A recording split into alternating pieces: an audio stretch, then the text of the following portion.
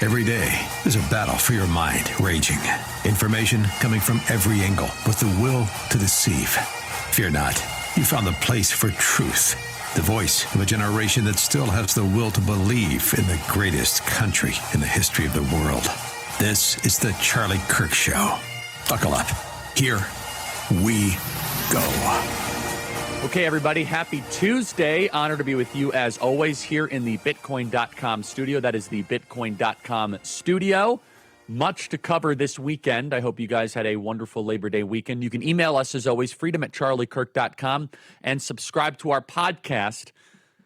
You know, I'm sure you were all enjoying college football, relaxing, maybe getting one last grilling session in with hopefully goodranchers.com, promo code Kirk, with your family. But, you know, Chicago, they celebrate Labor Day differently. I grew up in the suburbs of Chicago, and the way that the teenagers and the youths, they celebrate Labor Day a little bit differently. You see, in Chicago, unlike in most pockets of America where it's all just about family and tradition, you see, in downtown Chicago, they want to break records. Now, they didn't quite break a record, but they got close. Prepare cut 288. This last weekend, 52 people were shot in the city of Chicago. 7 of them killed. Now, based on the shot-to-death ratio, I can tell you there's not a bunch of white supremacists doing this. Play cut 288. 52 people, I should say, were shot in Chicago. 30 different shootings over the holiday weekend. 7 people killed. Aren't numbers like that still a problem that your city needs to address? What more can be done to address that? Trump is a dictator. I think we got to be very clear. He's trying to normalize violence. He's trying to normalize military deployment in American cities. What we have not seen is really a systemic investment that will actually address the core issues. I had shootings in my ward. One of them was a tragic shooting of an unhoused neighbor. So the Trump administration is saying that they're going to address the issue of unhoused residents by putting them in jails, in concentration camps. Are they going to address the issue of violence by withholding $800 million that have gone to the cities like Chicago for violence prevention programs? Okay, so his first little statement was, hey, isn't violence a problem in Chicago? He can't even acknowledge that it is. He says, well, Trump is a dictator. He wants to normalize violence. No. You have been normalizing violence in Chicago. We have been putting up with violence in America's greatest cities, our once great cities, our biggest cities, in Chicago, in New York, in San Francisco, in Los Angeles. And President Donald Trump, he is now willing to bring in federal troops, to bring in the National Guard, the FBI, and put the D.C. model into Chicago. And to see how hard the Chicago political class is fighting a decrease in crime. This is a eye-opening experience, I hope, for a lot of Americans right now. The Democrat Party is the party of crime. Write that down. If you have a Democrat in your life, what is the argument that they're giving you against bringing in federal troops? You know what? The Democrats have normalized the idea that our cities are dangerous dumps and nothing can be done about it. Democrats, they like criminals because they feel sorry for them. You see, their entire worldview, their entire philosophical view is one that you are nothing more than a product of your environment. It's a very Marxist, materialistic, secular humanist way of thinking. It's that you do not have agency, you don't have the ability to rise above your circumstances. But you see, the guy that's shooting, you know, he's putting his gun sideways and he's shooting up a bunch of youths at 2 a.m., he's really a victim. He's a victim of white supremacy, of capitalism. He's a victim of the patriarchy. He's a victim of all the different structures around him, and we should feel sorry for the criminal.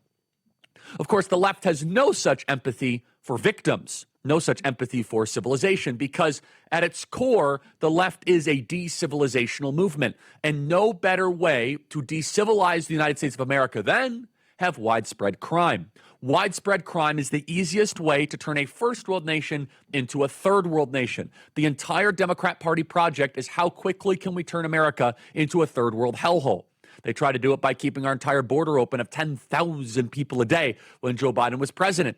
They've tried to do it with the crime in our streets. And you see this on full display. And this is why my advice to the president, both privately and publicly, my advice to the White House, both privately and publicly, as I'm talking to them, go all in on Chicago. This is a perfect step 2. And to their credit, they proved it in step 1. Here are the numbers. This is cut 281. I can't wait till I get back on campus because they're going to be so mad about this. Oh, really? In D.C., robberies are down 71%. 71%. Play cut 281.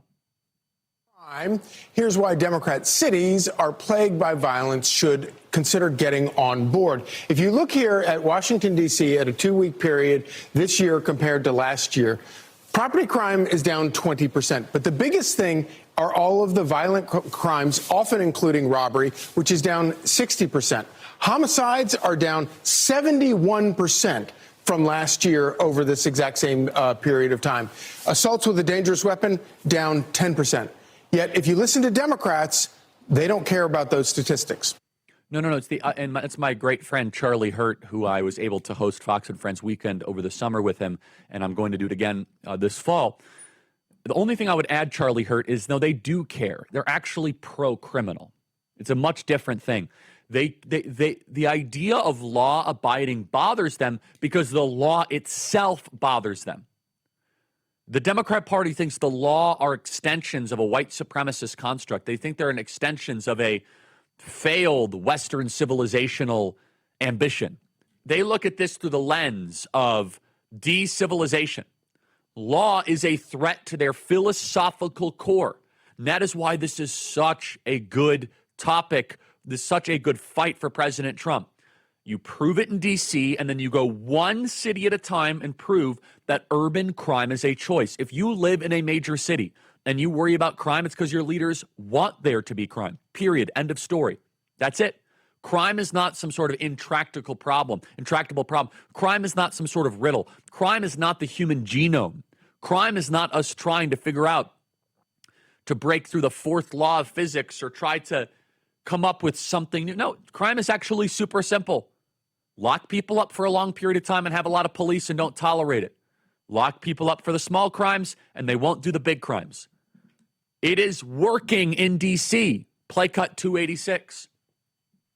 They say more than 1,300 arrests made so far. That includes a dozen known gang members, one part of Tren de Aragua, who's the subject of a murder-for-hire probe. Another's a minor taken into custody for intent to deal fentanyl. Plus, 5 missing children rescued, all that since August 7th. And murders are down significantly. You see, the Democrat Party, this is why this issue, my advice to President Trump is go all in on this for the rest of your presidency. Because this issue exposes the unpatriotic, de-civilizational, lawless core of what the Democrat Party is. It exposes the Democrat Party being a anti-Western American parasitic contagion. Because the Democrats have to oppose everything Donald Trump does. We've made fun of that. We've done plenty of humor. You know, Donald Trump says, I cure cancer, they'll be pro-cancer. We've talked about that. So Donald Trump says, I'm now bringing down crime, and they have to find some sort of way to verbally contort, to do some sort of strange rhetorical calisthenics to try to convince you that this is bad. That, no, actually, crime going down is white supremacy, or it's the nationalization of our cities. Well, the nationalization of our cities is better than what we've been living through. What we've been living through is a third world racial jungle, and we don't want to live through that, where it's unrecognizable, and it is, quite honestly, lawless. And Rudy Giuliani proved this in New York City, but how easily we forget. Rudy was injured in a car accident this last weekend. He stopped to help a woman who was apparently a victim of domestic violence. As he was pulling back out, he got hit at high speed from behind, broken vertebrae and everything. Now Trump says he's receiving the Presidential Medal of Freedom. These cities have become unlivable. Everybody knows it. You're afraid to say it. And the response by the Democrat elite is so telling because they don't actually care about their constituents. They pander to a small subset of gangbangers, teenagers, youths, and for them, they would much rather have a dangerous, crime-infested city where they are, quote-unquote, elected and in charge than President Trump being able to bring in additional resources and bring down crime. Done with debt. You were supposed to be on top of your bills, then inflation hit. Well, let me show you a smarter and faster way out of debt. It's called Done with Debt. They're not like other debt relief companies. Done with Debt are legendary negotiators. They have one goal to dramatically reduce or eliminate your debt altogether. Go to donewithdebt.com. That is donewithdebt.com. I'll tell you more about it after the break.